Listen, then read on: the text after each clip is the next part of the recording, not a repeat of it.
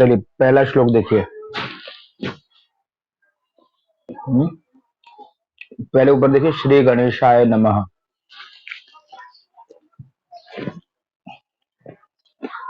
श्री परमात्मने नमः।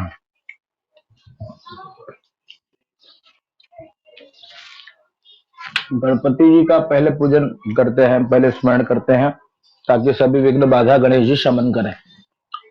तो आप जब कथा करोगे तो गणेश जी का स्मरण करके गणेश जी का भजन आप गा सकते हो, या गणेश जी का संकीर्तन कर सकते हो। गंग गणपतये नमो नमः, सिद्धि विनायक नमो नमः, अष्ट विनायक नमो नमः, गणपति बप्पा मोरया। इस प्रकार से गणेश जी का कोई, या तुलसीदास जी का एक भजन है, गाइए गणपति जगवंदन, शंकर सुवन भवानी के नंदन। गूगल पे सर्च करोगे आ जाएगा, गाइए गणपति जगवंदन। तो अपने बुक में लिख लीजिए, भजन, गणेश जी का भजन, गाइए गणपति जगवंदन। ठीक।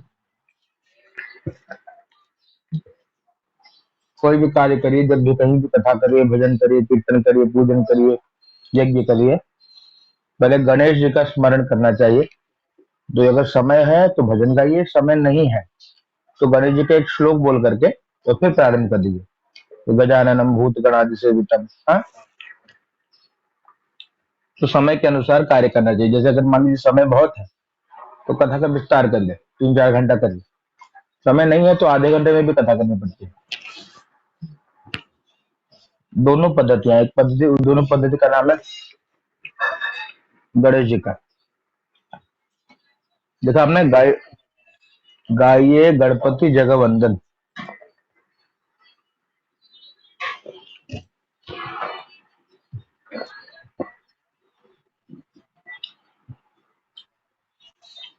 ऐसे गणेश जी की आप जो भी भजन, आपको बहुत गणेश जी के भजन है, एक भजन बढ़िया से आप लेकर के प्रारंभ कर सकते हैं। उसके बाद व्यास जी, श्री व्यास उवाच। व्यास मतलब गुरुदेव, गुरु वंदना। हाँ, तो व्यास जी 18 पुराणों की रचना करी है। उसमें से एक पुराण कौन सा है? ये स्कंद पुराण। और स्कंद पुराण में छोटा सा खंड है, रेवा खंड।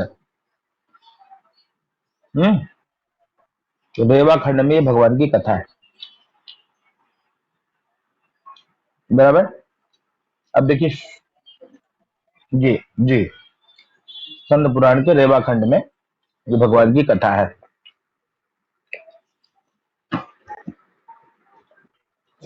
अब श्री व्यास उवाच, व्यास जी कह रहे हैं, क्या कह रहे हैं? तो ये पहला श्लोक ध्यान से देखिए, ध्यान से देखिए और इसको शुद्ध उच्चारण। मैं पहले बोलूंगा, आप उसका पीछे उसको दोहराइए। एकदा नैमिषारण्ये ऋषयः शौनकादयः।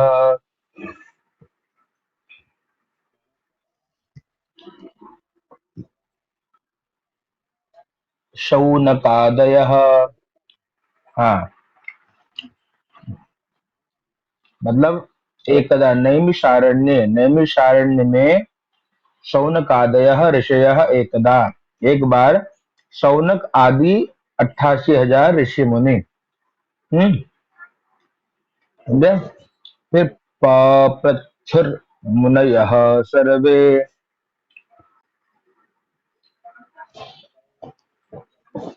नहीं है, पप्रच्छुर मुनयः सर्वे।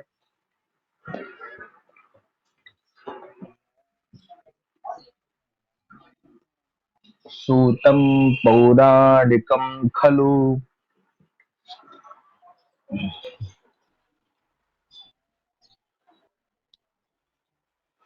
पप्रच्छुर मुनयः सर्वे। पप्रच्छुर,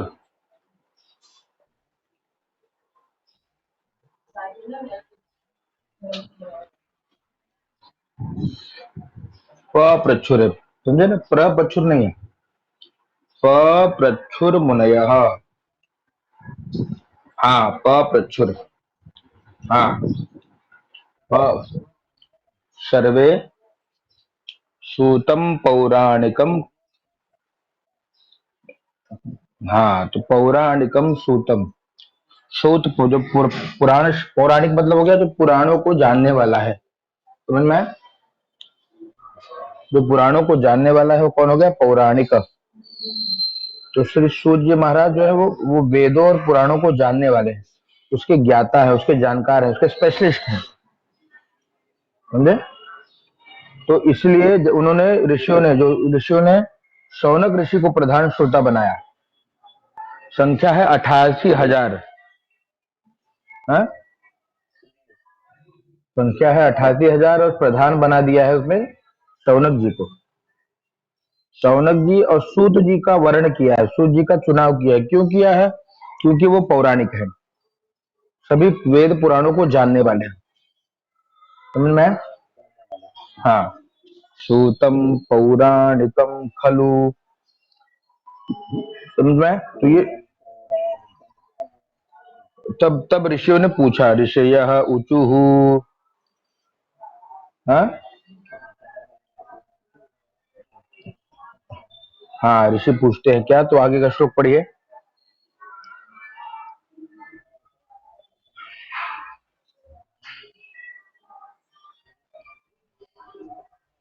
हम्म,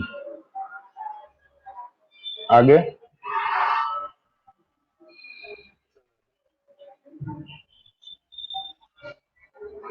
तत्सर्वं श्रोतुमिच्छामः, समझे ना? मतलब हम, जी, कथयस्व महामुने, हम वो सब सुनना चाहते हैं। क्या सब सुनना चाहते हैं? तो व्रतेन तपसा, कोई कोई भी व्रत अथवा तप हो जिसके माध्यम से क्या हो जाए? तो वांछित फल की प्राप्ति हो जाए। वांछित मतलब मनोकामना पूर्ण करने वाला व्रत बताइए,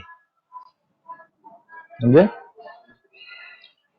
मनोकामना को पूर्ण कर देने वाला व्रत हमको बता दीजिए। मैं वांछितम फलम,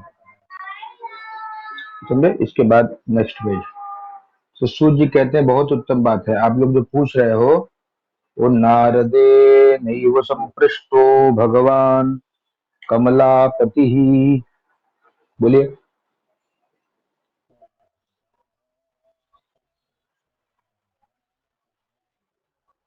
हाँ, तो नारदेन एव, नारद जी ने भी संपृष्ट, संपृष्टो पूछा। क्या पूछा? यही प्रश्न पूछा जो आप पूछ रहे हो, संपृष्टो। ये यही समान प्रश्न नारद जी ने भी पूछा। किससे पूछा? तो भगवान कमलापति ही, लक्ष्मी जी के पति भगवान विष्णु से यही प्रश्न पूछा। और उसके बाद बताते सुरर्षये यथैवाह तत्क्षणध्वं समाहिताः, समझे? सुरर्षये, बोलिए श्लोक बोलिए। यथैवाह तत्क्षणध्वं, पूर्णध्वम नहीं, तत्क्षणध्वं, क्षणध्वं, श्री ऊर्ध्वं, श्रेणुध्वं, सुरर्षये यथैवाह। हाँ, श्रेणुध्वम, श्री, जैसे कृष्ण है ना, कृष्ण, हाँ, वैसे श्रेणुध्वम, तत्क्षणध्वं समाहिताः। हाँ, तत्क्षण वो सुनिए, कैसे सुनिए? तो समाहिताः, समाहित होकर के श्रवण करिए। नारदे नैव संपृष्ट, जो नारद जी ने पूछा वही आप भी समाहित मन से श्रवण कर लीजिए, ठीक? अब देखिए, अब ये होता है कि जब आप हम कथा करते हैं, श्लोकों की संख्या जितनी है, वैसे तो पाठ करने के लिए एक ब्राह्मण को बैठाना चाहिए, हाँ, जो पाठ करे। हाँ, पर अगर ऐसा संभव नहीं हो पाता तो क्या करना चाहिए? आप या तो स्वयं पारायण करके और फिर कथा सुना लीजिए। ये हर श्लोकों की व्याख्या अगर हम करने बैठ जाएंगे, समझे,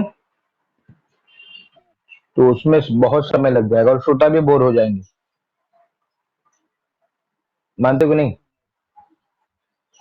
तो श्रोता भी बोर ना हो और कथा भी अच्छी हो जाए, तो उतना ही चुनाव करिए जितना आपको भी अच्छा लगे और उनका भी काम हो जाए।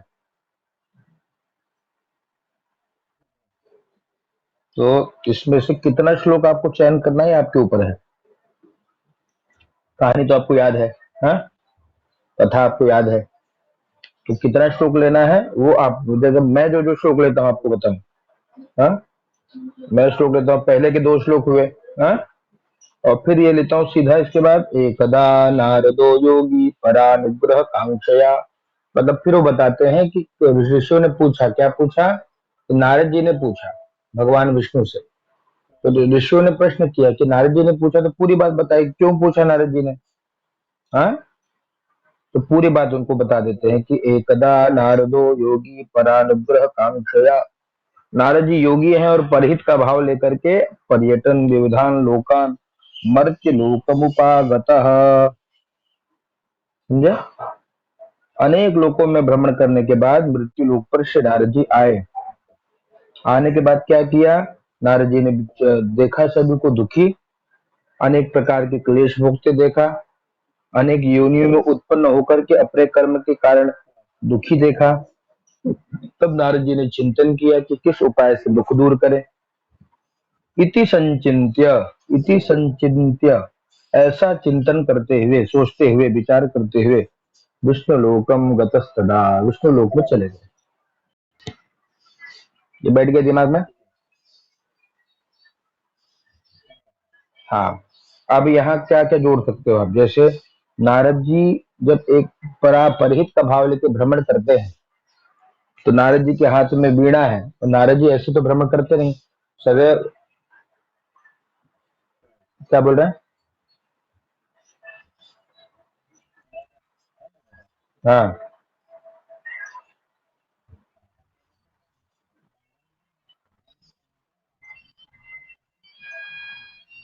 हाँ, तो कीर्तन आप यहाँ करिए, नारायण नारायण, हाँ, श्रीमन नारायण नारायण नारायण, इस प्रकार से नारायण नाम का संकीर्तन करते हुए भ्रमण कर रहे हैं। हाँ, और कीर्तन करते करते तब आए धरा पे मृत्यु लोक में, तब देखा, समझे, इतना जोड़ सकते हैं। उसके बाद क्या हुआ, फिर इसके बाद ये तो बोलना चाहिए, तत्र नारायणं देवं शुक्लवर्णं चतुर्भुजं शंखचक्रगदा पद्म वनमाला विभूषितम्। नारद जी, नारायण को देखो, भाव से गाइए, तत्र नारायणं देवं शुक्लवर्णं चतुर्भुजं। बोलिए।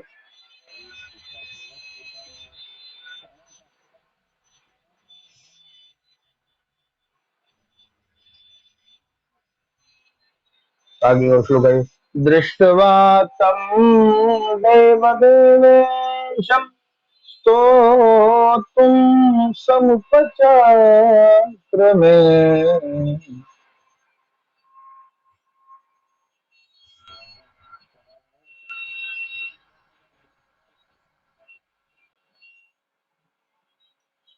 तो तुम,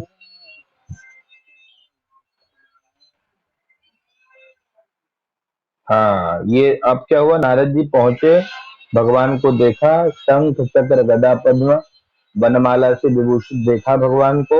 हाँ, और भगवान को देख करके भगवान की स्तुति करने लगे। ठीक, अब नारद जी स्तुति कर रहे हैं, तो ये श्लोक इतना बोलना चाहिए, कम से कम 1.5 श्लोक है, 1.5 श्लोक तो बोलना चाहिए। तो इसको बड़े से भाव से, स्तुति मतलब भाव से गाना चाहिए।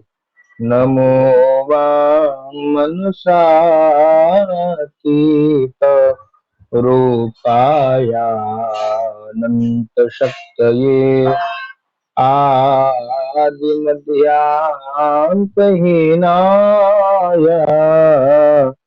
निर्गुणाय गुणात्मने सर्वेशावादिभूताय भक्तानामार्तिनाशिने। ये स्तुति है भगवान की, समझे। ये स्तुति बोलना चाहिए। तब भी इसका भाव समझा दीजिए। भगवान क्या कहा, वांग वांग मनसा तीत, आप वाणी और मन से परे स्वरूप वाले हैं।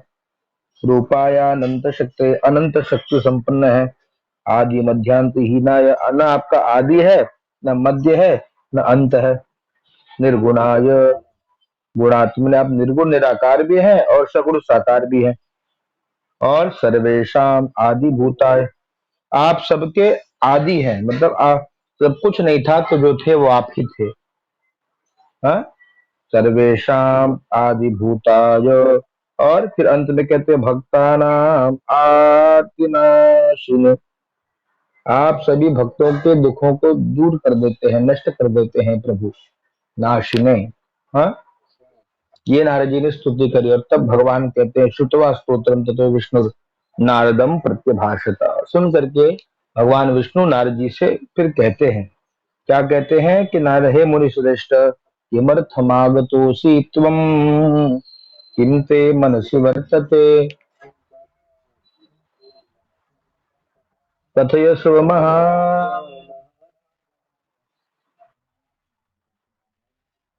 हाँ, क्या मांग रहे हो आप, क्या आपके मन में है? हाँ? आप किस प्रयोजन से यहाँ आए हैं, आप बताइए। आप सब कुछ हमको बताइए, मैं आपको सब कुछ बताऊं। कथयस्व महाभाग, आपके सभी प्रश्नों का उत्तर दूंगा। आप पूछिए किस प्रयोजन से आए हैं। हाँ, तो नारद जी कहते हैं कि वही मृत्यु लोक की बात बता दी कि प्रभु सभी लोग दुखी हैं, अनेक प्रकार की कष्टों से, दुखों से पीड़ित हो रहे हैं।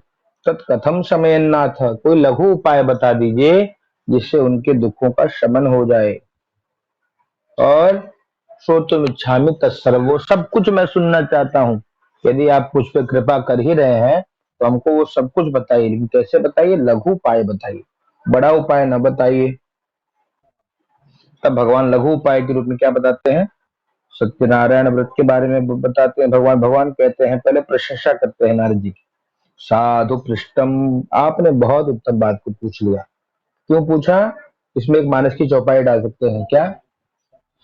पूछे रघुपति कथा प्रसंगा, सकल लोक जग पावनी गंगा। समझे, यह एक चौपाई डाल सकते हो। आपने बहुत उत्तम पूछा। जैसे जैसे मैया पार्वती ने पूछा था भगवान भोलेनाथ से, वैसे आप भी पूछ रहे हो। और भगवान भोलेनाथ ने जैसे माता पार्वती को धन्य कहा था, धन्य धन्य गिरिराज कुमारी, तुम समान नहीं कोई उपकारी। दो चौपाई आप जोड़ सकते हो। ठीक है, तो अभी नोट करके रखिए, मैं चौपाई भेज दूंगा, यहाँ जोड़ देना। तो यहाँ भगवान ने भी प्रशंसा करी नारद जी की। साधु पृष्ठम त्वया वत्स लोकानुग्रह कांक्षया, और यत् कृत्वा मुच्यते मोहा तत्क्षणुष्व वदामि ते। यत् कृत्वा मुच्यते मोहात, जिसको करने से मोह से मुक्त हो जाते हैं वो मैं आपको बता रहा हूँ। और तब बताते हैं कि भैया एक महान पुण्य देने वाला व्रत है, जो स्वर्ग लोक में, मृत्यु लोक में दुर्लभ है। आपके स्नेह के कारण मैं प्रकाशित कर रहा हूँ। सत्यनारायण व्रत को जो विधि विधान से करता है, कृत्वा सद्यः सुखम भूत्वा, हाँ, कृत्वा सद्य सुखम भुक्त्वा परत्र मोक्षमाप्नुयात्। हाँ, सद्य सुखम, भगवान की इस कथा का क्या फल है, भगवद वाक्यम। तो ये मुख्य है कि देखो ये श्लोक सही है क्या, कि कृतवा सद्य सुखम, करने पर तुरंत सुख मिलता है और देह छूटने पर मुक्ति की प्राप्ति हो जाती है। ठीक। और इस प्रकार से तब नारद जी पूछते हैं चार प्रश्न, किम फलम, किम विधानम च कृतम, केनैव तद्व्रतम, तत्सर्वं विस्तराद ब्रूहि।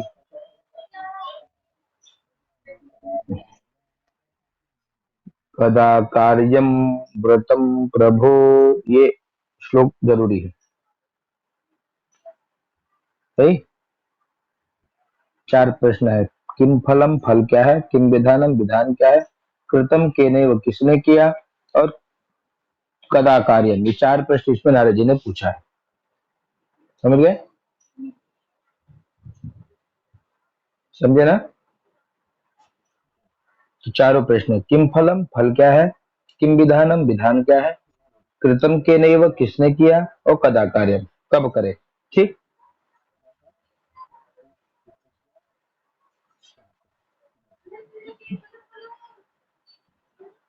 ये पूछा आगे।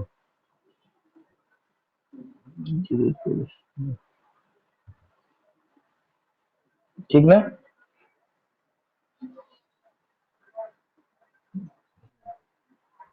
इसको हटाना है, नॉट नाउ।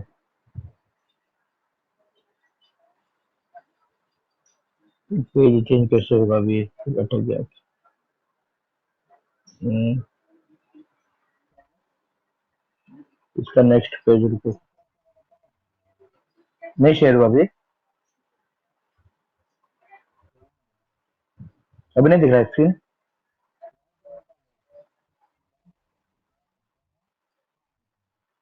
इसको पढ़िए एक बार ठीक से। पेज नहीं हो रहा है।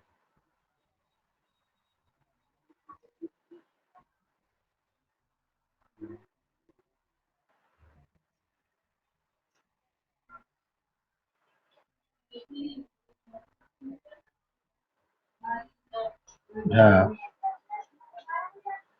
तो भगवान उत्तर दे रहे हैं, देखिए।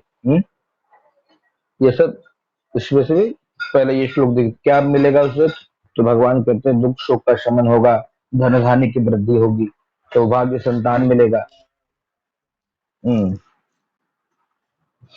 तो ऊपर समझ में आया ना? पहले है क्या मिलेगा, तो दुख शोकादि शमनम धन धान्यम प्रवर्धनम सौभाग्य संततिकरम सर्वत्र विजय प्रदम यस्मिन तस्मिन दिने मृत्यु भक्ति सुधा समन्विता। तो पहले पहले प्रश्न का उत्तर याद करिए, किम फलम, तो ये फल है, दुख शोक का शमन होगा, धन धान्य की वृद्धि होगी, सौभाग्य संतान मिलेगा, हाँ, सर्वत्र विजय देने वाला है ये व्रत।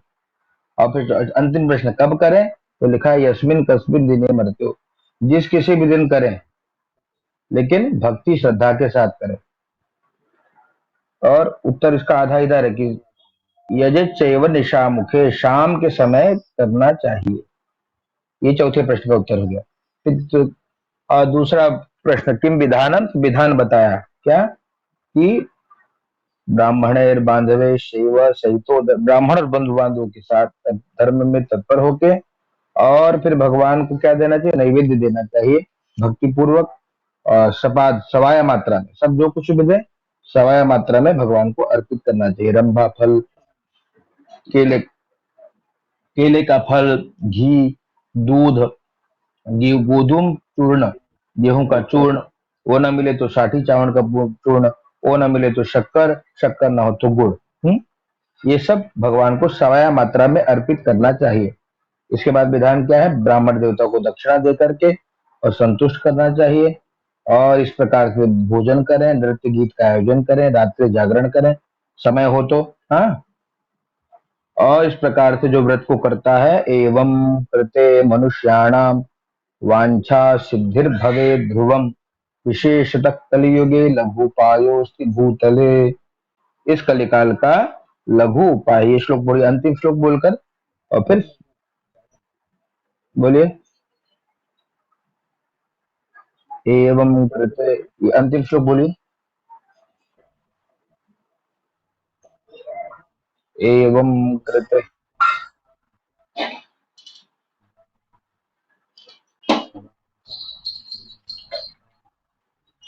हाँ,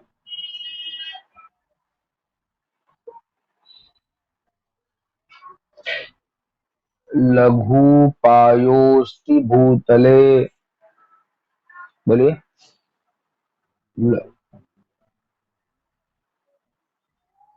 हाँ, तो एक साथ पढ़िए, लघुपायोस्ति भूतले।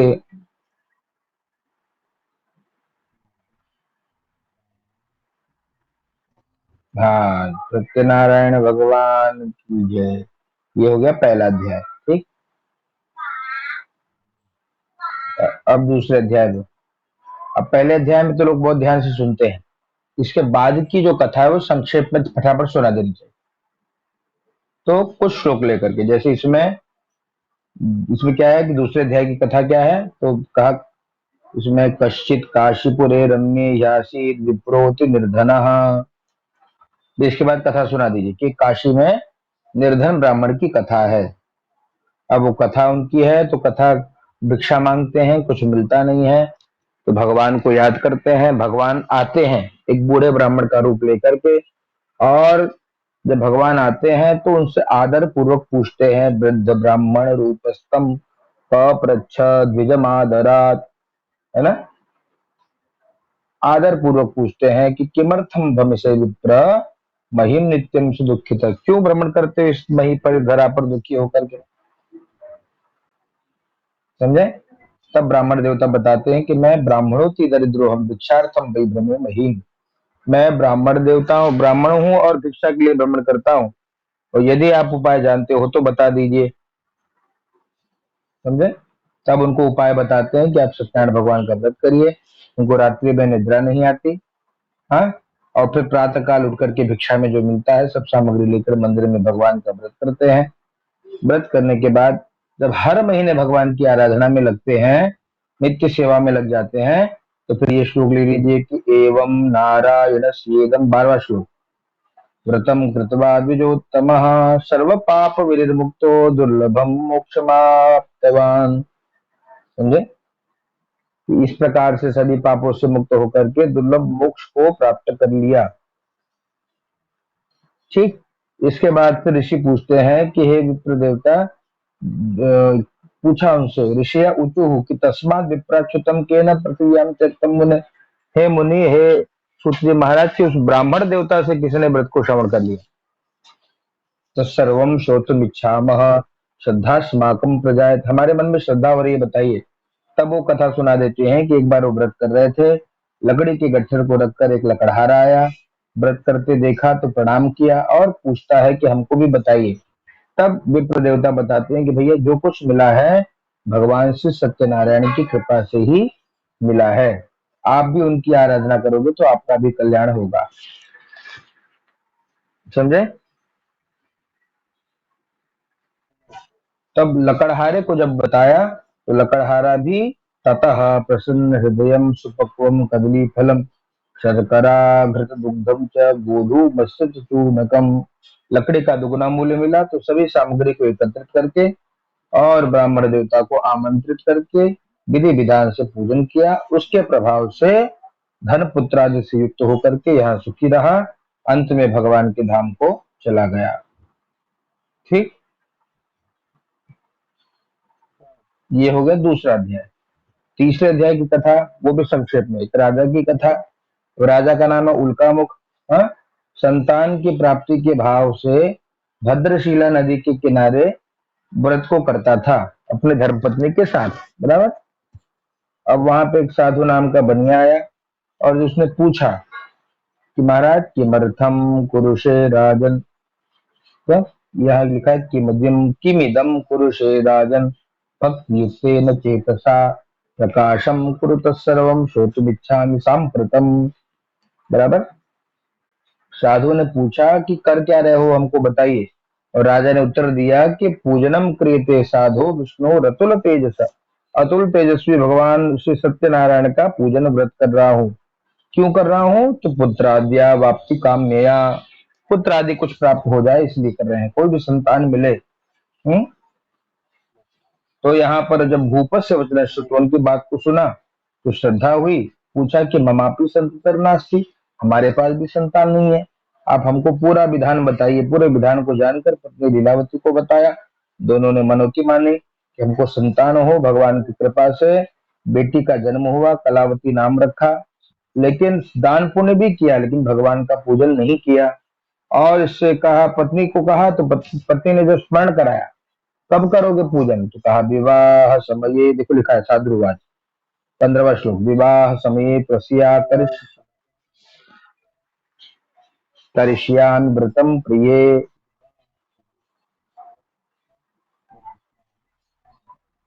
विवाह के समय व्रत करेंगे, समझा कर चला गया। व्यापार का समय आया और धीरे धीरे जब व्यापार करके लौटा तो बेटी को विवाह योग्य देखा, दूत बुला करके विवाह भी कर दिया।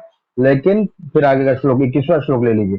ततो अभाग्यवशात तेन विस्मृतम व्रतम उत्तमम। हाँ?